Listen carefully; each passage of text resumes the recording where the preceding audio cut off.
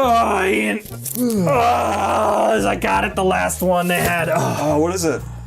It's the Turbo 9 spaceship craft. Oh, son, we're gonna fight. Jesus, your Earth virus is kicking up again. We gotta get off the planet. We gotta get off the planet. It's so dry in this thirsty wasteland. Tell me about it. So you got the rocket, getting off Earth. We gotta get off this thirsty wasteland. It's a little problem. What's the problem? Well, I had to go to IKEA. So we gotta put it together ourselves. That's fine. Fine? Yeah, I'm a handy guy. Oh, tell me about it. Yeah. got a little handy earlier. Yeah, instructions are always, I find them very easy. They're pictures, they're perfect, it's very very intuitive. Have you ever built IKEA furniture? It's so easy. This is box 1. Okay, of what, 4, 5? 7,342. Oh, how big is this fucking rocket? Well, it fits 30. Oh. I thought we needed a little space. You think we're gonna bring our families? No, I already ate them last week. All right, well, I mean, let's get started. Maybe we'll get this done in 10 You start working on that, years. oh, by the way, it's 3 miles, so it's gonna take me a little while to get the rest of the miles. I'll get started. Okay. I'll take care of this. All right. Man, my ass is so chapped from the sand. It's like This is what we're doing now. shitting in a litter box all the time.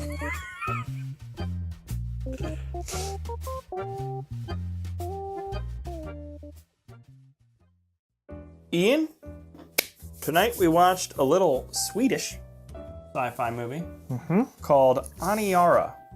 Just came out today on VOD, and it is a... Several days ago by the time you're watching this. okay. Technically, I guess. It is... But today, as of the time we're recording this, so just to be clear. Wanted to clear it up for the viewer.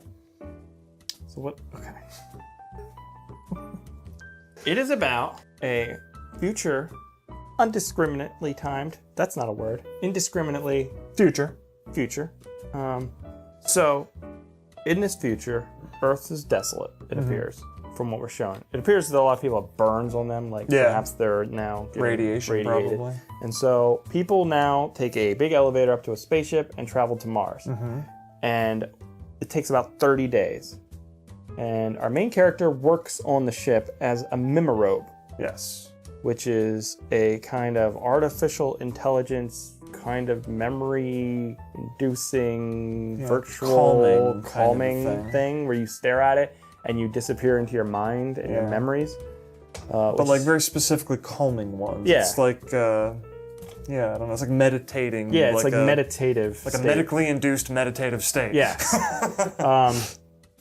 But during this trip, a little piece of metal, a screw or something, Space trash. hits their reactor.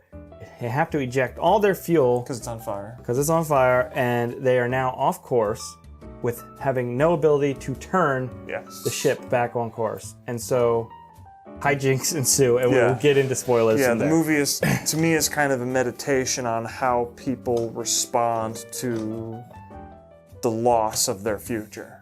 Okay. There's a lot of different ways people react to that, and it's kind of a series of vignettes almost. Not so much in the way that you think of that, but like it jumps to different time periods. You know, 1 year out, 2 year out, 3 year out, 4 year out, more, and you keep having these time jumps to see where people are at and how they're coping with not having the future they thought they had because they're off course and with no, and seeing them lose their hope and how they respond to that.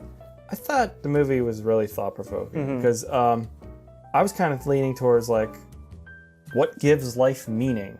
You know what I mean? Because there's kind of hints of that along the way with what happens along with the characters and developments, like children being born on this place. Yeah. But there's a lot of message of hope, even though the movie is so buried in depression and like bleakness, because you can see the daunting like blackness, endlessness of space that they're constantly dealing with, and how like as the movie goes on, how the characters just look more and more haggard. It was definitely a very intentional choice that anytime a person was either descending into madness or having a very hard time or about to have a breakdown, they were always staring out the window off into space right before. Almost to the point that you almost wonder, is there some kind of like magical effect that's having on them. And no, I think that was just like a theme that they had run through the movie to make it clear that it was the nothingness that was getting to people. So I really like this movie. Yeah, it was neat. I thought it's not an action movie. No. It's not a horror movie. It definitely is described as a sci-fi drama. But it gets so unbelievably dark and sad and bleak at times that it does feel kind of like a horror movie. It feels more like a British anthology. Black Mirror. It feels like a bit like a Black Mirror episode in some ways. Yeah. It's maybe not quite as tight as one of those, but its scope is larger than most of those too. But it's really good sci-fi. Yeah. But it also, because it has like that human nature story built into it, and it's so like intertwined in such a cool way with, obviously space travel. It seems like terrifying the way this movie portrays it. How something so stupid, and now they're off course and they're just gone into the and there's endless. They at one point they think maybe they can just loop around a planet or something, and that gives all the people hope for a limited time. But things happen. Yeah, and it's just thinking about being in that space with those people and just, this is life now. We're just in this traveling coffin for the rest of our lives. That is a really dark thought. You know what I mean?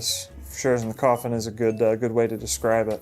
I think this movie, though, isn't going to connect for all audiences. This feels more like classic sci-fi than it does like most modern sci-fi, in that it doesn't have as strong of a narrative arc as most modern audiences would come to expect. I wouldn't say it doesn't have a linear arc. We recently watched a movie called Saint Bernard, which we'll probably be putting out a review for a little bit after this one. That had no kind of narrative to it at all. This it was just all over the place. That was this was linear, but it wasn't like building to a dramatic climax the way a big Star Wars type sci-fi movie would. No, it's more of a character study. And it's like contemplation of themes too. And that is the ending for me. And I don't know how else you could end the movie. We're not going to spoil it yet. We'll get to spoilers, but it was a little disappointing.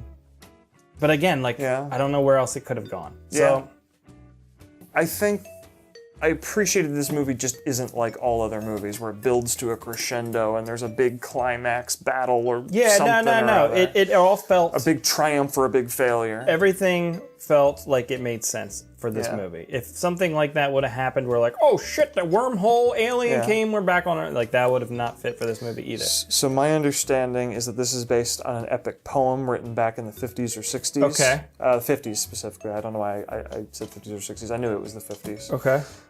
Which makes a lot more sense to me as a medium than a movie does. Okay. I mean, I'm glad they made this into a movie. I enjoyed it quite a bit, but I think it just works better in a print media. But 51 minutes into this movie, you get a good ball sack shot that you would not have gotten in a poem. This being a Swedish movie, it was kind of interesting too, as an American viewer, to just kind of see like ball sack, ball sack, and just Swedish ball sack. Just different Swedish cultural things. Like, they are way more comfortable with nudity than Americans are. Well, they don't look like this. Well, true. But also, like, if this wasn't made by an American studio, the lead characters would be like Jennifer Lawrence. And you wouldn't see her ball sack. Olivia Wilde. Yeah. Or, like the prettiest of American Hollywood actresses. Well, but they're not afraid in this movie to have it be... normal people? To be normal people. Like, they're attractive enough for normal people, but they're a little bit older. They don't have wrinkles. They have wrinkles. They're not, the perfect, and it's not like you can't find, model hot women in Sweden. They're all over the place. They look like real humans. They look like real people. And there's an authenticity that for sure offer the movie. And again, just because there is so much nudity, and not even always in a sexual way per se. No. Or even if it is sexual because it involves a sex act, it's not done. It's not gratuitous. It's not titillating. No. Per se. It's Ball just, sack it was worked. a little. Oh yeah, true. But I mean, it was a dead man's ball sack. So the fact that you find that titillating is very concerning. It was more that like, oh shit. Spoilers, there's a dead man's ball sack. It was like, wait, is that ball sack? And then I said, did you see the ball sack? And you're like, no. And I'm like, do you want me to reverse it? And you're like, yes. And we went back and examined it, and it was there.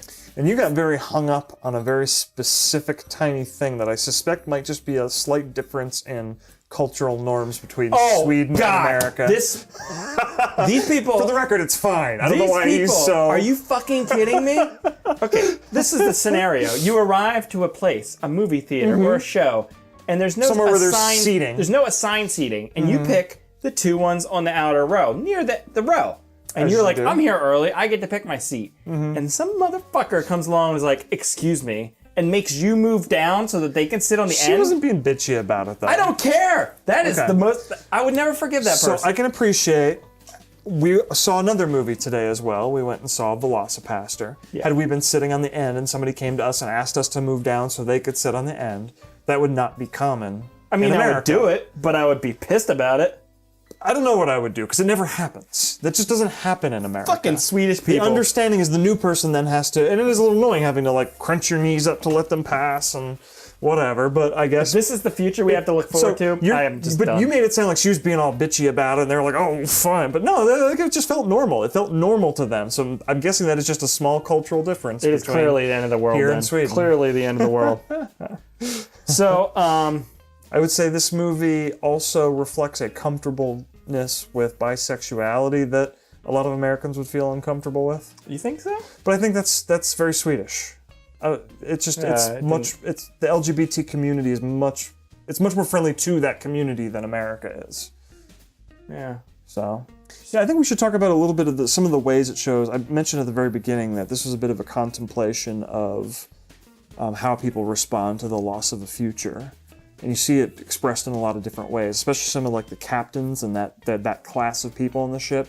They very much, took a totalitarian kind of tact and trying to control things and trying to control information, which is kind of understandable to a degree. Some people joined weird religious cults with sex orgies. Some people just straight up commit suicide. At one point it becomes clear that it's becoming a real problem. They're getting a little low on workers in certain critical parts of the structure because they're losing people too fast. And the madness of space. There's some people who cling to hope and try and find solutions as well. Okay. So, I want to get into spoilers because there's a few things. We're past the spoiler mark. So here we go. I would recommend Spoilers. checking this movie out if this all sounds interesting to you. S for spoilers. Okay. I hope that's not backwards to you guys. I don't know. Okay.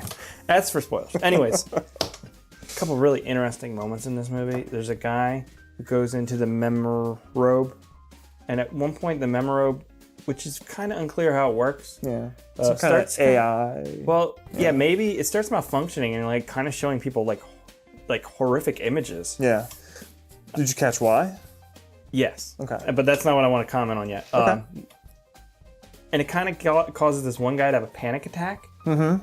And our main character goes up to him, and they have a language barrier, so they can't directly communicate. Yeah. And she kind of tells him, like, because at that point in the movie, he doesn't know they're stuck on the ship forever.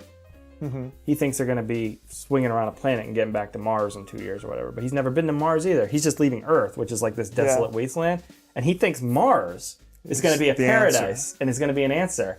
And she been there. She accuses him of thinking that anyhow. And she's been there, and she's like, what do you think Mars is? It's no paradise. It's just, this is no better than Mars. Why is the ship worse? Yeah. Like, it's fine. We'll be fine. Yeah. So it's kind of like, again, that exploration and like hope. Because there's so many moments in the movie where it's like, don't worry, we'll get to a planet and we can swing around. And people are like, okay, they can survive on that.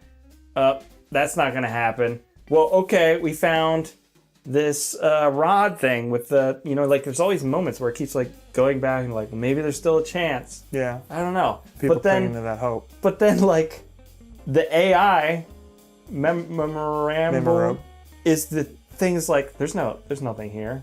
Yeah. I'm just going to kill myself. So yeah, that's interesting. We should get into a little bit more about what that is. Because that I think that continues that contemplation of things, because like people are going there, like specifically it's a coping mechanism for these people. Yeah. So people are going there to cope with their madness, their space madness, for lack of a better word. Yeah. And that madness then gets reflected because the AI is dealing with all this madness, and it loses its mind basically, and it doesn't do the typical sci-fi thing and try and kill everybody. It just straight up commits suicide, and they no longer have this coping mechanism anymore, which then she gets accused of being responsible for, and that becomes a storyline as well. So there's blame going around and scapegoating. It's just like more coping mechanisms for people. It's one of these movies where it just kind of like peels back the sheen of civilization, and you start to see the quick descent that it could take, and it's well realized. It's quick for some people, but it's very slow for others. Right.